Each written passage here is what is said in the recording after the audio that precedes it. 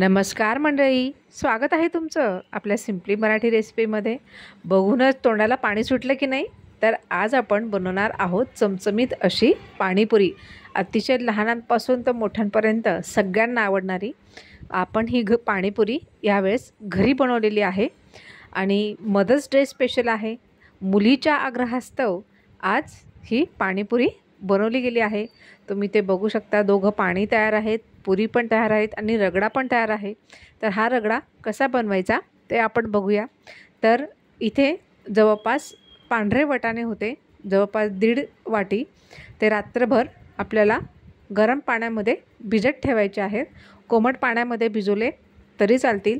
त्यानंतर दुसऱ्या दिवशी कुकरमध्ये आपल्याला जवळपास 1.5 ते 2 ग्लास पाणी घ्यायचं आहे आणि जवळपास आपण 1 ते 1.5 वाटी पांढरा वाटाणा भिजत घातलेला आहे। त्यानंतर एक मध्यम आकाराचा बटाटा साल काढून त्याचे तुकडे करून घ्यायचे आहेत। त्यानंतर यामध्ये टाकून घ्यायचं आहे हिंग, त्यानंतर यामध्ये टाकून घ्यायचे आहे हळद आणि त्यानंतर चवीनुसार मीठ टाकून घ्यायचं आहे आणि जवळपास आपल्याला याच्या 4 ते 5 शिट्ट्या करून घ्यायच्या आहे की जेणेकरून हे आता मऊसूत शिजेल। अशा पद्धतीने आपल्याला ते शिजवून घ्यायचं आहे। इथे आपला रगडा तयार होतोय, तर इथे मी पाणीपुरीच्या ज्या पुऱ्या आहेत या कच्च्याच घेतलेल्या आहेत, म्हणजे त्या आता आपल्याला फ्राय करून घ्यायच्या आहेत। या दुकानामध्ये सहज मिळतात। तर तेल एकदम गरम करून घ्यायचं आहे। त्यानंतर मीडियम आपल्याला याचं फ्लेम ठेवायचे आहे आणि त्यानंतर कुरकुरीत अशा ह्या पाणीपुऱ्या ज्या आहेत त्या आपल्याला तळून घ्यायच्या आहेत। तुम्ही बघू शकता इथे जी पाणीपुरीची पुरी आहे ती आपोआप वरती येते आणि ह्या त्यांच्या पलटीसुद्धा होतात।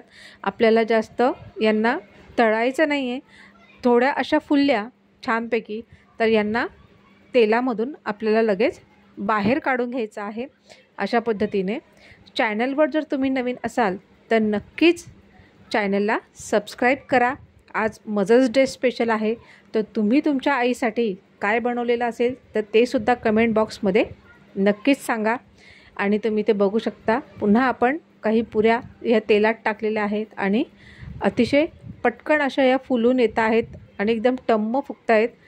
बाहेरच्या ज्या पुऱ्या असतात त्यापेक्षा ह्या पुऱ्या एकदम छान चवीला पण आहेत आणि फुगतात पण खूप छान, तुम्ही बघू शकता। त्यानंतर पुन्हा एकदा तुम्हाला मी एक बॅच तळून दाखवते। याला आता हलवलेलं सुद्धा नाही आहे ह्या पुऱ्यांना, तर ह्या आपोआप वरती येऊन त्यांच्या पलटी होऊन ह्या तळल्या जातात। तुम्ही बघू शकता आहात अशा पद्धतीने ह्या पुऱ्या त्यांच्या पलटी होऊन तळल्या गेलेल्या आहेत आणि अतिशय खायला कुरकुरीत आणि चविष्ट ह्या पुऱ्या आहेत। त्यानंतर आपल्याला अशा पद्धतीने सगळ्या ज्या पुऱ्या आहेत ह्या तळून घ्यायच्या आहेत। तुम्ही बघू शकता थोडा गोल्डन ब्राऊन कलर यांना आलेला आहे। अशा पद्धतीने सगळ्या पुऱ्या ह्या आपल्याला तळून घ्यायच्या आहे। एक फोडून दाखवते तुम्हाला, तुम्ही बघू शकता किती क्रिस्पी क्रंची ह्या पुऱ्या तळल्या गेलेल्या आहेत। त्यानंतर इथे आपला रगडासुद्धा तयार झालेला आहे। आता जे बटाटे आपण टाकून घेतलेले होते ते आपल्याला याच्यामध्ये आता स्मॅश करून घ्यायचे आहेत। काही वाटाणेसुद्धा यामध्ये आपल्याला स्मॅश करून घ्यायचे आहेत अशा पद्धतीने। आणि हा रगडा आपला इथे आता तयार झालेला आहे, तुम्ही बघू शकता चवीला एकदम सुंदर। हा सुद्धा आपल्याला आता एका भांड्यामध्ये काढून घ्यायचा आहे।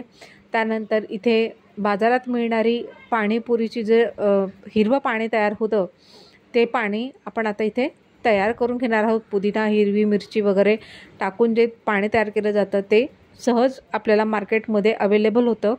ते सुद्धा आपल्याला थोडं थंड पाणी टाकून ते आपल्याला तयार करून घ्यायचं आहे। त्यानंतर चिंच आणि खजुराची चटणी आहे, ती सुद्धा मार्केटमध्ये आपल्याला सहज अवेलेबल होते।